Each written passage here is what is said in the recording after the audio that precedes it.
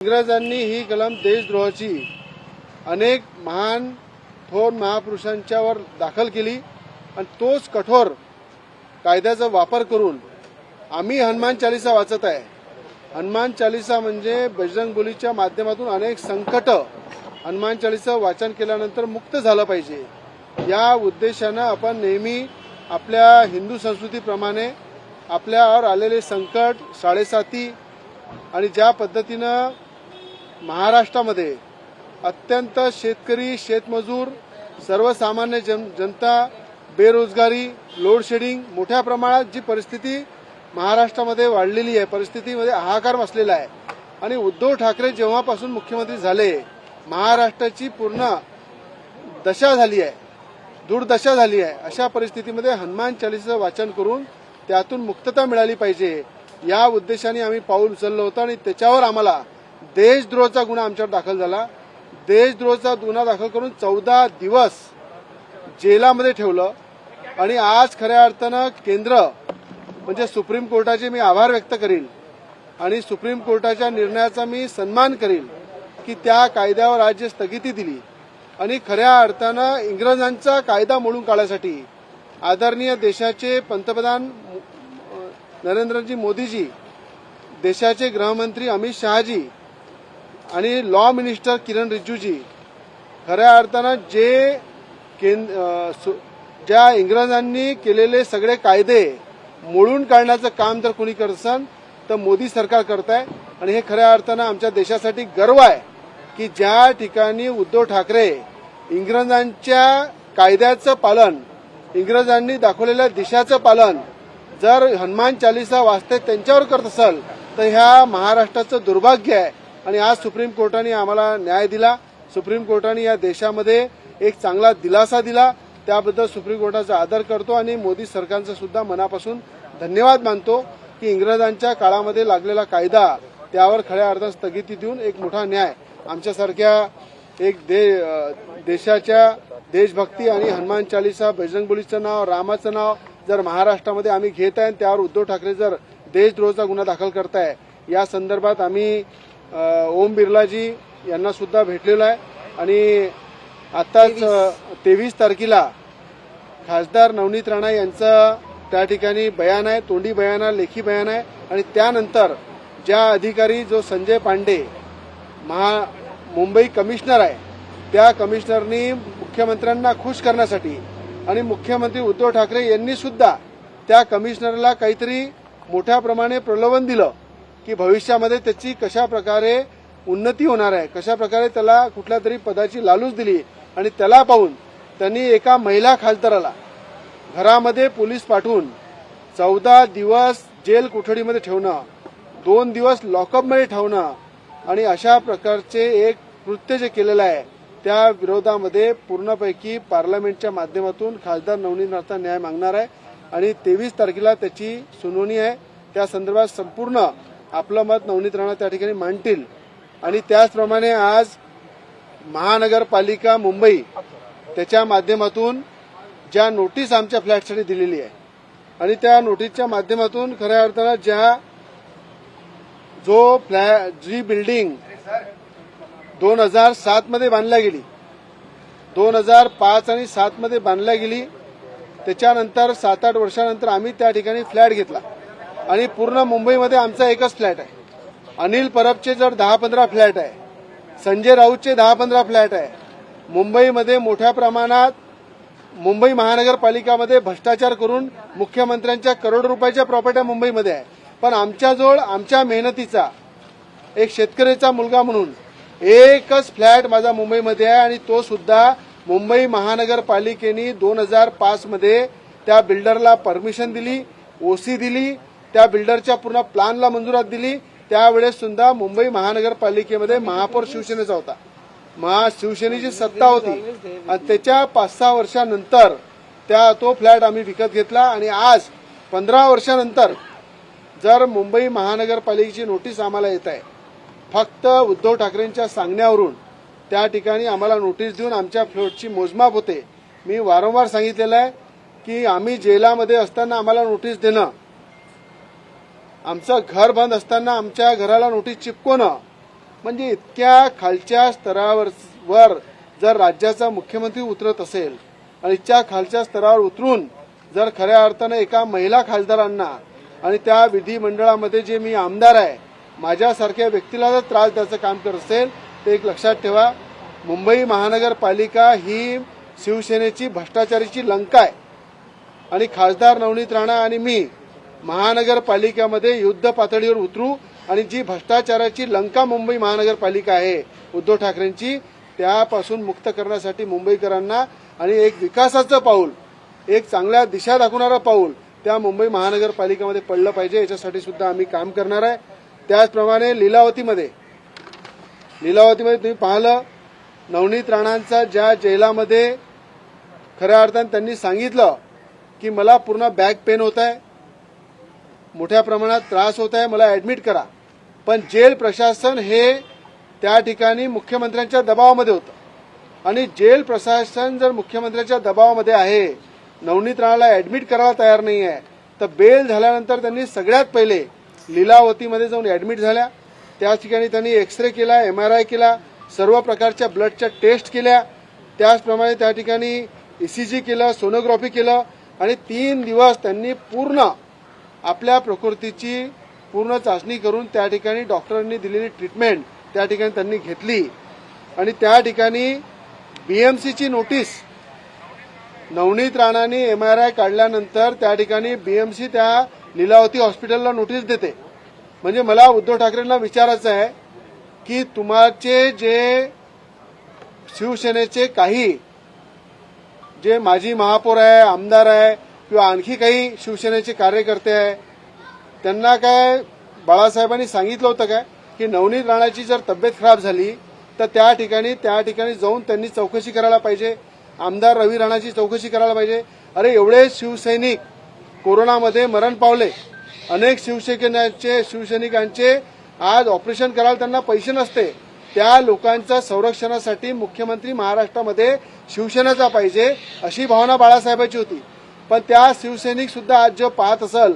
की एकाही शिवसैनिकांच्या तब्येतीवर किंवा त्याच्या इलाजावर किंवा त्याला मदतीसाठी मुख्यमंत्र्यांनी कधी त्यांना पुढे पाठवलं नाही. पण नवनीत राणा ऍडमिट झाल्या तर त्यांच्या पूर्ण तब्येतीची काळजी,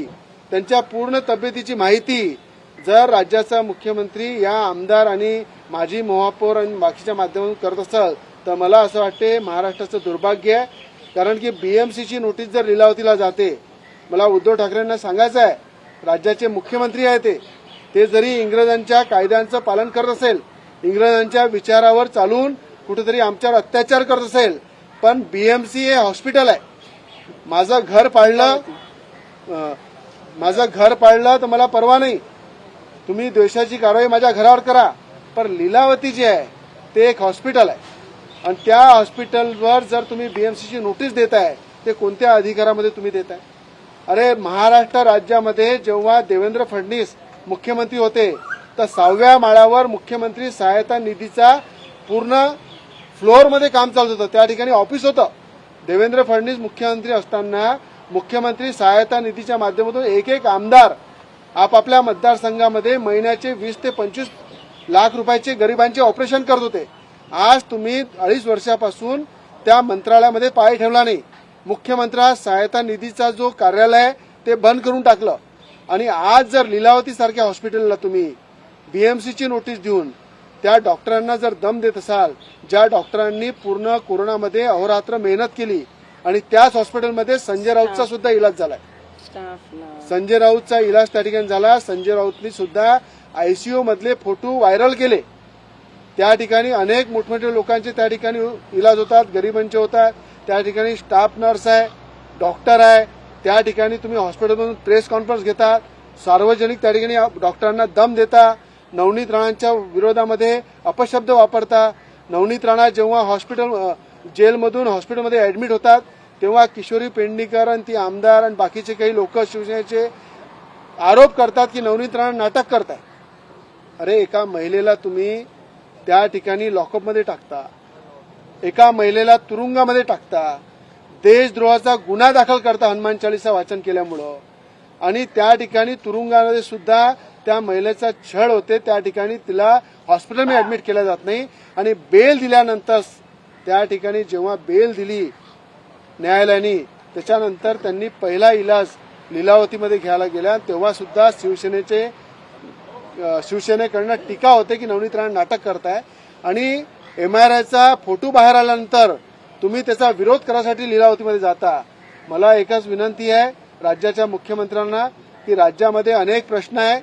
अनेक लोकांच्या समस्या आहे, अनेक लोकांना न्याय द्यायचा आहे, ते सोडून तुम्ही जर लीलावतीला नोटीस देत असाल आणि उद्या जर लीलावतीचं मोजमाप कराल तर एक लक्षात ठेवा, तुम्ही पूर्णपणे या पॉवरचा दुरुपयोग करत आहे। ही महाराष्ट्रातली देशाची जनता पाहत आहे। डॉक्टरांचा अपमान तुम्ही केलेला आहे आणि त्या ठिकाणी खऱ्या अर्थानं तुम्ही या ठिकाणी मोठ्या प्रमाणात जे बाळासाहेबांचं स्वप्न होतं, अरे बाळासाहेबांनी हिंदुत्व मजबूत करण्यासाठी काम केलं, तुम्ही इंग्रजांच्या विचाराला चालून इंग्रजांच्या कायद्याचा वापर करून जे लोक धर्माचा प्रचार करतात, बजरंगबलीचं नाव घेतात, रामाचं नाव घेतात, त्या लोकांना, निष्पाप लोकांना, आमदार खासदारांना जेलमध्ये टाकायचं काम तुम्ही केलेलं आहे। आणि बाळासाहेबांनी सांगितलं होतं की मला शिवसेनेचा मुख्यमंत्री पाहिजे, शिवसेनेचा मुख्यमंत्री बनवायचा आहे, पण तुम्ही त्या ठिकाणी सत्तेच्या लोभापायी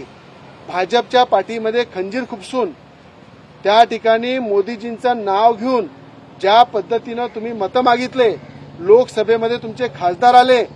विधानसभेमध्ये तुमचे आमदार आले, पण हे कशामुळे आले? मोदीजींचा फोटो तुम्ही मोठा लावला होता, मोदीजींचं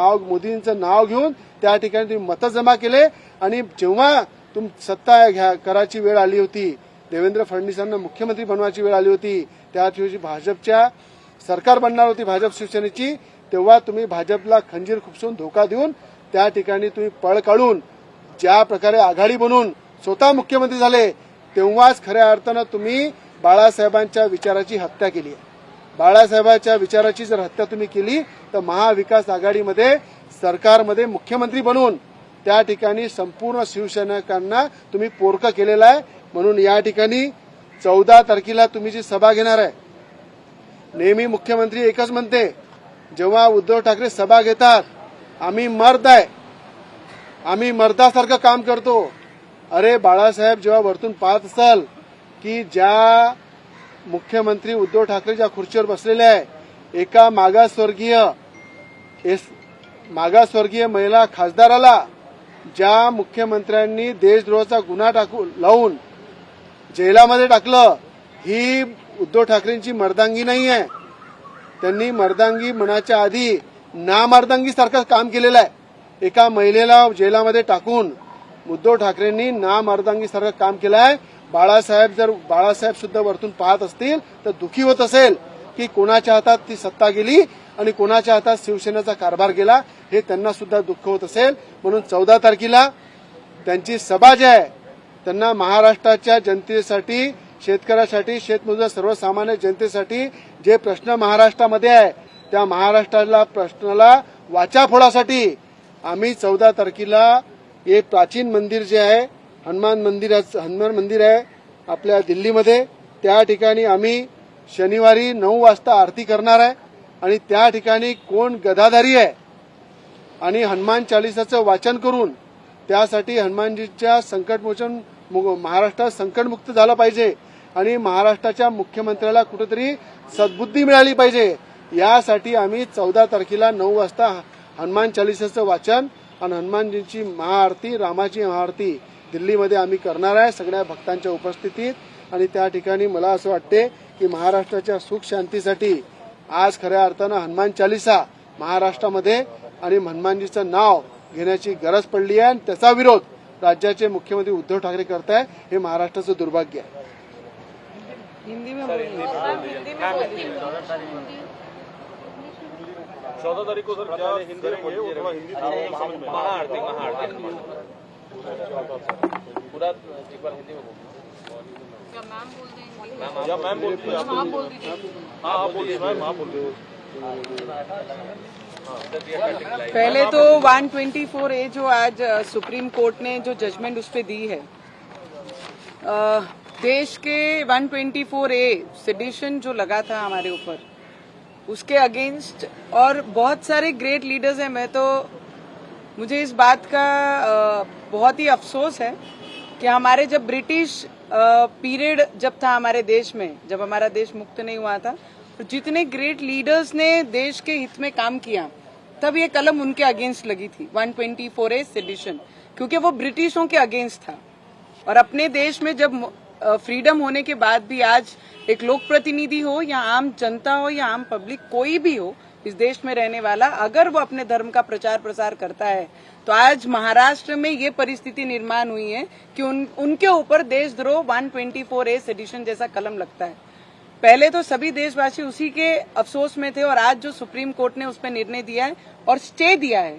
जो भी अंडर ट्रायल जिन पे 124A चल रहा है, उस पे आगे की कोई कार्रवाई नहीं हो, और नहीं, कोई भी राज्य ने इस पे कार्रवाई ऐसे कलम पे की नहीं जानी चाहिए। अगर कोई करता है तो उसको पूरा राइट है, वो जाके कोर्ट में इसके अगेंस्ट लड़ सकता है। तो पहली बात, हमारे ऑर्डर में ही 124A का सेडिशन का ऑर्डर ने, जज ने खुद इसका जजमेंट दिया है कि ऐसी कोई भी कलम इन पे लागू नहीं होती है। तो आने वाले समय में जब जून में हमारा पार्लियामेंट होगा, एज ए मेंबर जब इसमें कोई भी अमेंडमेंट्स सरकार लाएगी, तो उस पे जरूर खड़े होके, क्योंकि ये चीजें मैंने भुगती हैं, और महाराष्ट्र से पहली मेंबर ऑफ पार्लियामेंट है महिला जिसको ये केस के अंदर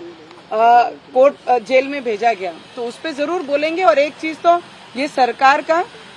केंद्र सरकार का दिल से अभिनंदन करना चाहिए, क्योंकि आजादी के बाद पहली बार जितने भी ब्रिटिश कालीन जो भी कलमें हैं, उसको हटाने पे और उस पे अमेंडमेंट्स लाने में सिर्फ ये सरकार काम कर सकती है और कोई नहीं। और हमारे यहाँ पर ब्रिटिश रूल्स के जो नियम है, जो ऑफेंस है, उस पे काम करने वाला उद्धव ठाकरे है, और ये सरकार मोदी ही जी सिर्फ ये सब चीजें हटा सकते हैं। पर हिटलरशाही आज भी मेरे महाराष्ट्र में उद्धव ठाकरे के माध्यम से महाराष्ट्र में सबने देखी है, पूरे देश की जनता ने ये महसूस किया और देखा भी है। उसके लिए तो उनका अभिनंदन करती हूँ। और जितनी भी तकलीफें मुझे दी हैं, मुझे लगता है लड़ने वालों के लिए तकलीफें लाके उन्हें थमा नहीं सकते हैं। हम लड़ने वालों में से हैं, ना ही डरने वालों में से, सबसे पहली बात। और जब मैं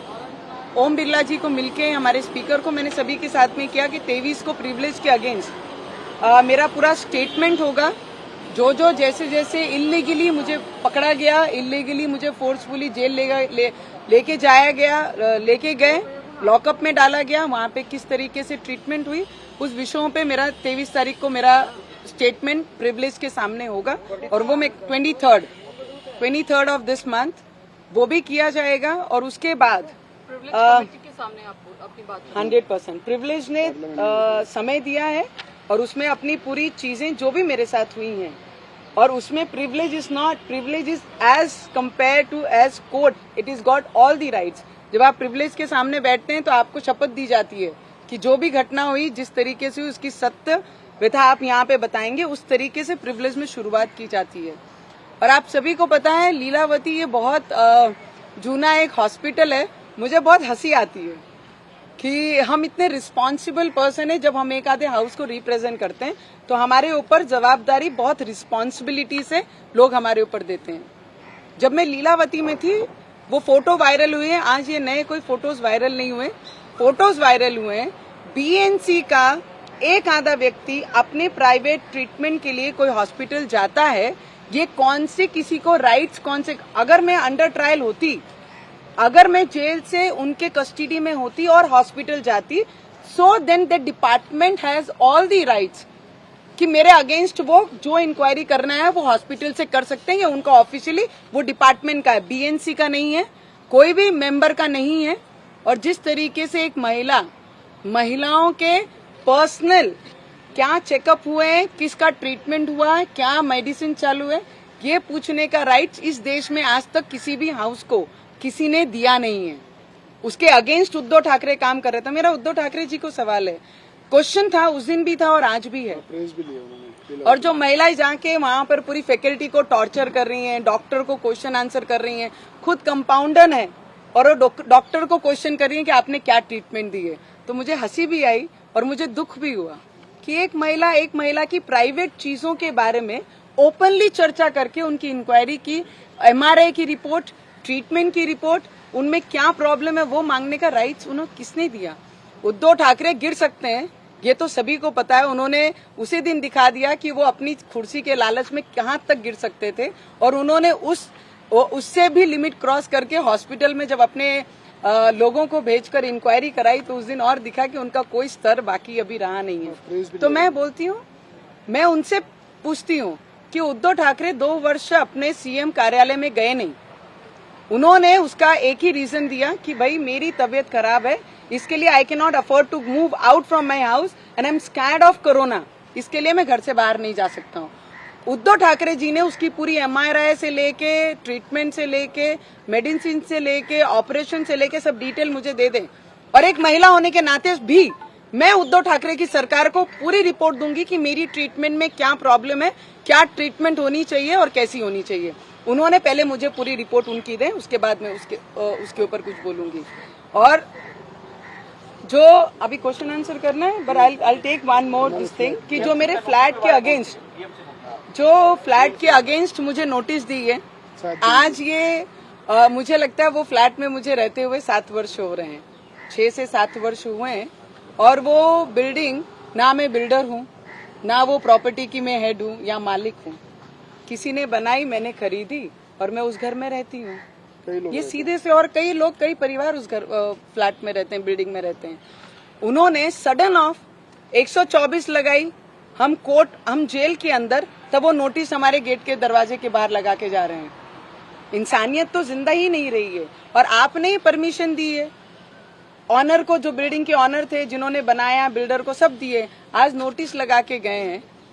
मुझे ये उनसे एक प्रश्न पूछना है कि आप गिरोगे भी तो कितना गिरोगे? आपको ये लगता है कि घर का अगर कोई पार्ट तोड़ दिया तो हम बेघर हो जाएंगे? आप बेघर भी कर देंगे तो हमारी लड़ाई अगेंस्ट करप्शन ये महाराष्ट्र में पहले भी थी और आज भी उसके अगेंस्ट हम खड़े रहेंगे। जो महाराष्ट्र का नुकसान करने के लिए आगे आ रहे हैं उसे पीछे खींचने का काम हम पूरी ईमानदारी से करेंगे। और जो नोटिस दिए हैं लीगली हम उसका उत्तर जरूर देंगे। हम लीगल पे विश्वास करते हैं और लीगली हम आगे जाएंगे। लेकिन उसमें जो फ्लैट के अंदर जो बताया कि स्ट्रक्चर आपने बदल दिया। See I tell you one thing, जब भी होता है, जब भी आप किसी से फ्लैट लेते हैं तो आप हल्का चेंजेस करने का पूरा राइट्स रखते हैं। अगर आप बीम तोड़ते हैं, अगर हमने जिस पोजीशन में थी उसी पोजीशन में हमने खरीदी है, उन्होंने किसको परमिशन दी, कैसे दी, वो मुझे नहीं पता। वो बिल्डर को उनको क्वेश्चन करने का पूरा राइट्स है। जिस घर में मैं रहती हूँ मैंने एज इट इज वो घर लिया है। पर आज सडन ऑफ उद्धव ठाकरे को क्या सूझा कि नवनीत राणा उनके अगेंस्ट और रवि राणा उनके अगेंस्ट बोल रहे हैं, करके नवनीत राणा का घर तोड़ना है, यही उद्देश्य रह गया है, राजद्रोह लगाना है और राजद्रोह लगाना है। ये सब चीजों को अगर देखा तो एक जिसको व्यक्ति को साधारण सा दिमाग नहीं होगा ना, उनको भी ये समझेगा कि ये श्रूढ़ बुद्धि की राजनीति ये महाराष्ट्र में चल रही है और वही कर रहे हैं। स्टेटमेंट की वजह से आपको कुछ नोटिस दिया गया है क्या कोर्ट की तरफ से? मैं आपको एक चीज बताना चाहूंगी, कोर्ट का मैंने हमेशा आदर किया है, रवि जी ने भी आदर किया और देश में रहने वाला हर एक व्यक्ति कोर्ट के आदेशों का पालन करता है। और मैं बहुत ज्यादा रिस्पॉन्सिबिलिटी से ये शब्द बोलती हूँ। कोर्ट ने मुझे जब भी कहा कि you can not talk on particular some subject, आप ये सब्जेक्ट पे बात नहीं करेंगे, हमने वो सब्जेक्ट को हाथ भी नहीं लगाया। और मेरे साथ जो हुआ, आज बीएमसी का इशू है, मेरे घर गिराने के लिए अगर कोई आके लेटर लगाता है, बीएमसी चिपकाती है, तो उस पर बोलने का अधिकार मुझे मेरे संविधान ने दिया है। फ्रीडम ऑफ स्पीच कहाँ पर है? अगर मेरे साथ जो हो रहा है, मेरे घर गिराने के लिए अगर कोई पोस्टर लगा रहा है तो उस पर मैं बात करूंगी। हॉस्पिटल में मेरी प्राइवेट हेल्थ चेकअप के बारे में अगर कोई इंक्वायरी करने जाता है जिसको मैंने राइट्स नहीं दिए हैं, अगर वो जाके पूछेगा, उस पर बोलने का अधिकार मुझे मेरे संविधान ने दिया है और उसका पालन मैं करूंगी और कोर्ट का पालन मैं पूरी रिस्पेक्ट से करती हूँ। 14 तारीख को मुझे लगता है कि 14 तारीख को महाराष्ट्र में जो अपनी विचारधारा छोड़कर दूसरे मार्ग पे हैं, उनकी कोई सभा है महाराष्ट्र में। और उसी दिन ये संकट से महाराष्ट्र को बचाया जाए, इसके लिए संकट मोचन की आरती सुबह 9 बजे हम दिल्ली में एक मंदिर में संकट मोचन के जाकर आरती करने वाले हैं कि ये संकट जल्द से जल्द हमारे महाराष्ट्र से दूर हो। मराठीमध्ये सांगा 14 तारखेला मैंने ऑलरेडी कह दिया 124A सेडिशन जो लगा है, मुझे लगता है ये ब्रिटिश कालीन में ब्रिटिशों ने हमारे देश पे लगाया था और जो ग्रेट लीडर्स थे हमारे देश के, उनके अगेंस्ट ये कार्रवाइयां होती थी। पर आज इस देश में रहने वाला और देश के हित में बात करने वाला, धर्म का प्रचार प्रसार करने वाले पे देशद्रोह का कलम लगता है। तो मुझे लगता है जो केंद्र सरकार आज ब्रिटिश आदेशों को और हुकुमशाही के जो भी कलम लगे हैं उसको हटाने का काम कर रही है, तो हमारे देश के प्रधानमंत्री जी को, गृह मंत्री को और लॉ मिनिस्टर को दिल से ये देश का हर एक व्यक्ति अभिनंदन करता होगा, दिल से उनका धन्यवाद करता होगा कि ब्रिटिश कालीन जो भी चीजें हमारे देश में आज भी है उसे हटाया जाए और देश के हित में काम किया जाए। सेशन कोर्ट में भी